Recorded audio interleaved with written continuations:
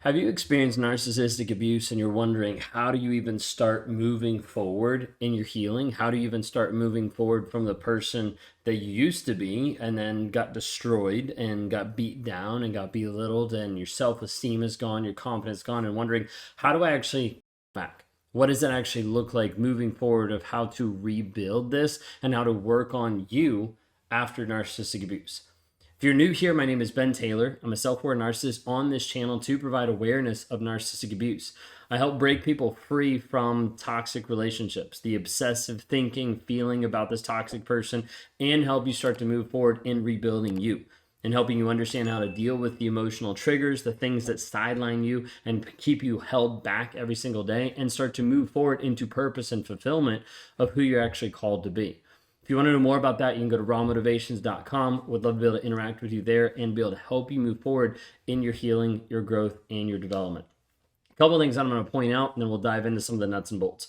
One piece is dealing with self-reflection and self-compassion.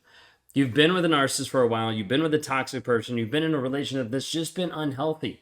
Part of it is getting first to this place of being able to self-reflect, being able to see and understand, hey, this is what happened. It might be really uncomfortable. It might be really dark. It might be really hard to be able to deal with the emotions and the feelings that come up with dealing with, hey, this is what's going on. This is what I've had to endure. This is the trauma that I've been through.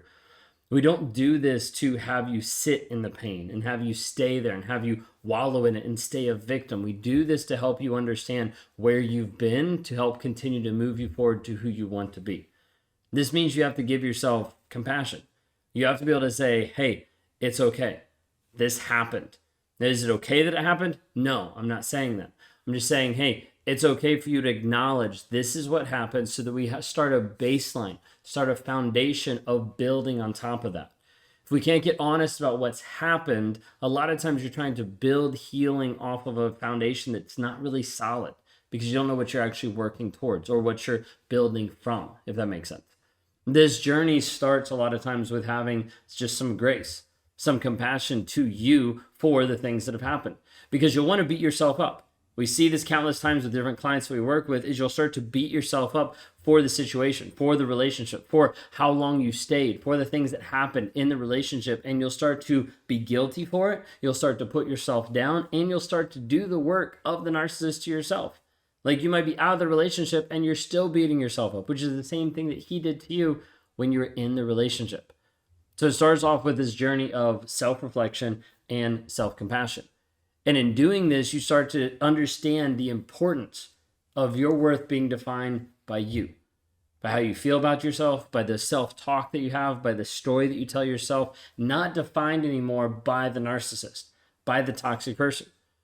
You might be at the place where you feel like you're not worth anything, you're not good enough because of what he put you through, because of what he pushed on you. At the end of the day, the reality is your worth is not defined by another person, but oftentimes you will feel that way coming out of a narcissistic relationship. Just understand that that's actually normal for people to feel that. Now, we have to develop that so you can actually work on yourself, but it's normal through the trauma that you've already been through. So you need to treat yourself with kindness and grace, understanding a lot of times that you didn't know what was happening in the relationship. You didn't understand to the full depth that you understand it now. You can't look back on the past and judge it with knowledge you have in the present. You have to be really careful in that, because otherwise you'll beat yourself up for stuff that you didn't even know. So take a moment and have some self-reflection and some grace for yourself. Think about this. You might have internalized a lot of what the narcissist did to you. You might have internalized like the criticism, the things that he said, and self-reflection helps you recognize these false beliefs, the things that are actually there, and to replace them with the compassion that you need to have for yourself. A lot of times we talk about this in rewiring the stories that you believe. Oftentimes you're believing different stories, different realities that have happened, and what the narcissist has placed upon you, not actually truth, not actually the reality of the situation. Then you need to start moving forward in actually setting boundaries and reclaiming your power. So like rebuilding confidence involves setting healthy boundaries so that people don't actually cross into the place where that's holding you back, where it's putting you down, where it's belittling you, where all these toxic things come back in because you have boundaries set up being like, hey, I'm not going to allow myself to be in this type of relationship, to interact with this person this type of way. And it helps you actually start to reclaim your power of understanding who you are and how you're going to continue moving forward. Being able to engage with boundaries means you start to have a direction, an idea of who you want to be. And as a result, you start putting up these guardrails that are keeping you in line with your direction, in line with your vision, with your values, with who you actually feel like you're called to be. If you don't have these, it's easy for someone to come alongside and to sideswipe you and to push you to the side and to make your life miserable, make your life hell. And so understanding that setting these boundaries are absolutely essential for you to move forward and to be that person. That version of you that you want to unlock comes with boundaries that keeps you going in the direction that you need to go. Now, you might be at a place where the narcissist manipulated you through guilt tripping. You can start to set boundaries by recognizing when you're being manipulated and refusing to accept undeserved guilt, whether it's from him, whether it's from someone else, whatever that might be. Okay, making sure that you actually have healthy boundaries moving forward. So what does this look like when we talk actual nuts and bolts? So I work with a lot of people, helping them break free from narcissistic abuse by changing the story in their mind, helping them actually rewire from the false narrative that they've been believing from the narcissist to the reality, to the truth. But then what happens next? How do we start rebuilding the confidence piece? First thing I want to tell you is that confidence is built with consistency. Confidence is built with consistency. And what I mean by that is when you start to repeat things over and over and over, you develop confidence in that area. It might seem trite to be able to say it that way, but just understand, like when you tie your shoe and then you tie your shoe 5,000 times, you start to get confident that you know how to tie your shoe. Part of the reason why you don't have confidence in what you're navigating right now is you've never had to deal with this before. You've never had to heal from narcissistic abuse. So once we work through this process of healing it and of helping you work through rewiring the story that you believe, we're going to start building in healthy habits. What do those healthy habits look like? We divide them up over 4 different areas. Those 4 different areas are called body, being, balance, and business, the 4 domains of life as we know it. When you think about this, it's starting you actually investing back into yourself. The first part is really simple. It's dealing with body. It's dealing with, did you actually get up and move today? Did you sweat today? Did you actually put forth an effort that's going to result in you building muscle, with you generating energy, with you actually showing up for you? Just this consistent piece of doing this every single day, multiple times a week, is what is going to help you to start move forward and understanding, hey, you can build confidence back into you.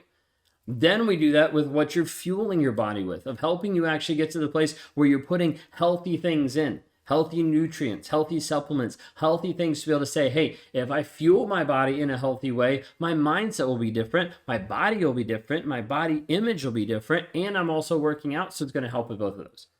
That's part of the consistency. Then you move into being. This is your connection with God. This is your connection with who you're actually called to be, how you're going to move forward. Part of this is through this place of being able to write things down, whether it's journaling or whether it's stacking. It's one of the tools that we use that helps you actually walk through an evolutionary process every single day of getting real with the facts, what's actually true. Then it also brings in this aspect of meditation. Some of you might have never done meditation because there's so much noise in your head. You're like, I can't even sit still for 1 minute. How am I supposed to sit still for 5 minutes or 10 minutes or 30 minutes? What happens is when you start to do meditation, you start to get clear with who you are. You start to be able to hear what you actually need to hear. You start to be able to make the moves that you need to make. A lot of times people aren't clear because they're not able to even sit still with themselves. We're so used to life being so busy, so full, that we get distracted with everything else versus what's actually in here that could help you move forward. Then we move into balance, and balance is dealing with your relationships, how you're interacting with other people. And for you, it's like, how are you interacting first with yourself? That self-reflection, self-compassion is key there. But then how are you interacting with others? Whether that's your friends and family, whether that's your kids, whatever it might be, how are you investing in healthy relationships? Healthy relationships that are helping you grow, that are interactions that are positive, that are helping you move forward. The fourth quadrant is this aspect of business. Now, business is you starting to discover things about you, about the business that you run, how to be able to develop it more, about your own skills, what you need to do for you.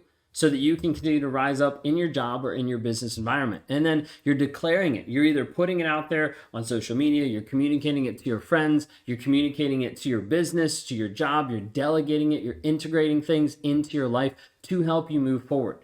You see, all of these things come together in helping move you forward in building your confidence, building your self-esteem, and building you back up. Sometimes we'll refer to this as you reclaiming your power, getting your power back, because it's helping you actually generate power in your life versus waiting for your inspiration or waiting for a motivation that's going to help put you in that place. We view a lot of life can be much more intentional than just reactive. So as we work on healing you, going through the mindset, going through the thought process, breaking the trauma bond, the obsession from the narcissist, then we need to start building in healthy habits that are helping you move forward into the person that you're called to be. What does that version actually look like? If you showed up healthy, happy, whole, and you're able to move forward into that version that you're called to be, what does that version actually look like? If you want to uncover that and discover that with us at Raw Motivations, go to rawmotivations.com today. You can sign up for our Clarity Challenge, where we start you down the road of your healing and your growth journey to move you to become not just a victim, not just a survivor, but a thriver. Someone who's moving forward in their healing more than anyone else and knowing who they actually are. If you're interested in that, go to rawmotivations.com today.